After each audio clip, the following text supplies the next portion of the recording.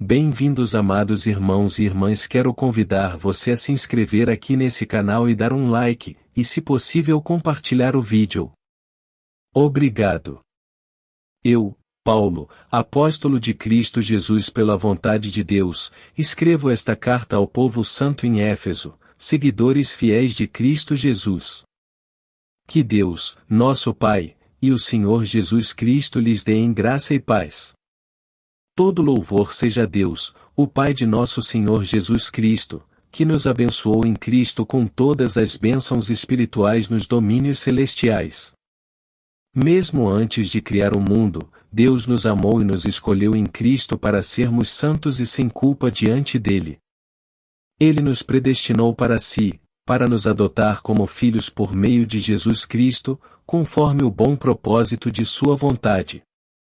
Deus assim o fez para o louvor de sua graça gloriosa, que ele derramou sobre nós em seu Filho amado. Ele é tão rico em graça que comprou nossa liberdade com o sangue de seu Filho e perdoou nossos pecados. Generosamente, derramou sua graça sobre nós, com ela, toda a sabedoria e todo o entendimento. Agora Deus nos revelou sua vontade secreta a respeito de Cristo, isto é, o cumprimento de seu bom propósito. E o plano é este: no devido tempo, ele reunirá sob a autoridade de Cristo tudo o que existe nos céus e na terra. Além disso, em Cristo nós nos tornamos herdeiros de Deus, pois ele nos predestinou conforme seu plano e faz que tudo ocorra de acordo com sua vontade. O propósito de Deus era que nós, os primeiros a confiar em Cristo, louvássemos a Deus e lhe dessemos glória. Agora vocês também ouviram a verdade, as boas novas da salvação. E, quando creram em Cristo, ele colocou sobre vocês o selo do Espírito Santo que havia prometido. O Espírito é a garantia de nossa herança, até o dia em que Deus nos resgatará como sua propriedade, para o louvor de sua glória. Desde que eu soube de sua fé no Senhor Jesus e de seu amor pelo povo santo em toda parte, não deixo de agradecer a Deus por vocês. Em minhas orações, peço que Deus, o Pai glorioso de nosso Senhor Jesus Cristo, lhes dê sabedoria espiritual e entendimento para que cresçam no conhecimento dele. Oro para que seu coração seja iluminado, a fim de que compreendam a esperança concedida àqueles que ele chamou e a rica e gloriosa herança que ele deu a seu povo santo. Também oro para que entendam a grandeza insuperável do poder de Deus para conosco, os que cremos. É o mesmo poder grandioso que ressuscitou Cristo dos mortos e o fez sentar-se no lugar de honra, à direita de Deus, nos domínios celestiais. Agora ele está muito acima de qualquer governante, autoridade, poder, líder ou qualquer outro nome, não apenas neste mundo, mas também no futuro. Deus submeteu todas as coisas à autoridade de Cristo e o fez cabeça de tudo, para o bem da Igreja. E a Igreja é seu corpo, ela é preenchida e completada por Cristo, que enche consigo mesmo todas as coisas em toda parte. Vocês estavam mortos por causa de sua desobediência e de seus muitos pecados, nos quais costumavam viver, como o resto do mundo, obedecendo ao comandante dos poderes do mundo invisível. Ele é o Espírito que opera no coração dos que se recusam a obedecer.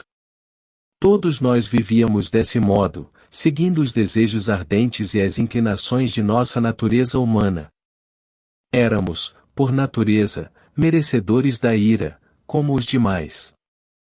Mas Deus é tão rico em misericórdia e nos amou tanto, que, embora estivéssemos mortos por causa de nossos pecados, ele nos deu vida juntamente com Cristo. É pela graça que vocês são salvos. Pois ele nos ressuscitou com Cristo e nos fez sentar com ele nos domínios celestiais, porque agora estamos em Cristo Jesus. Portanto, nas eras futuras, Deus poderá apontar-nos como exemplos da riqueza insuperável de sua graça, revelada na bondade que ele demonstrou por nós em Cristo Jesus. Vocês são salvos pela graça, por meio da fé. Isso não vem de vocês, é uma dádiva de Deus. Não é uma recompensa pela prática de boas obras, para que ninguém venha a se orgulhar. Pois somos obra-prima de Deus, criados em Cristo Jesus a fim de realizar as boas obras que Ele de antemão planejou para nós. Não esqueçam que vocês, gentios, eram chamados de incircuncidados ou pelos judeus que se orgulhavam da circuncisão, embora ela fosse apenas um ritual exterior e humano. Naquele tempo, vocês viviam afastados de Cristo. Não tinham os privilégios do povo de Israel e não conheciam as promessas da aliança. Viviam no mundo sem Deus e sem esperança. Agora, porém, estão em Cristo Jesus. Antigamente, estavam distantes de Deus, mas agora foram trazidos para perto dele por meio do sangue de Cristo. Porque Cristo é nossa paz.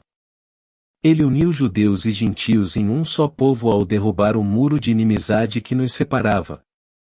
Ele acabou com o sistema da lei, com seus mandamentos e ordenanças, promovendo a paz ao criar para si, desses dois grupos, uma nova humanidade. Assim, ele os reconciliou com Deus em um só corpo por meio de sua morte na cruz, eliminando a inimizade que havia entre eles. Ele trouxe essas boas novas de paz tanto a vocês que estavam distantes dele como aos que estavam perto. Agora, por causa do que Cristo fez, todos temos acesso ao Pai pelo mesmo Espírito. Portanto, vocês já não são estranhos e forasteiros, mas concidadãos do povo santo e membros da família de Deus. Juntos, somos sua casa, edificados sobre os alicerces dos apóstolos e dos profetas. E a pedra angular é o próprio Cristo Jesus. Nele somos firmemente unidos, constituindo um templo santo para o Senhor. Por meio dele, vocês também estão sendo edificados como parte dessa habitação, onde Deus vive por seu Espírito.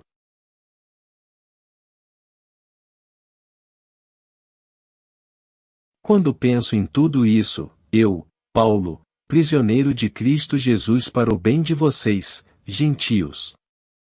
Tomando por certo, a propósito, que vocês sabem que Deus me deu essa responsabilidade especial de estender sua graça a vocês.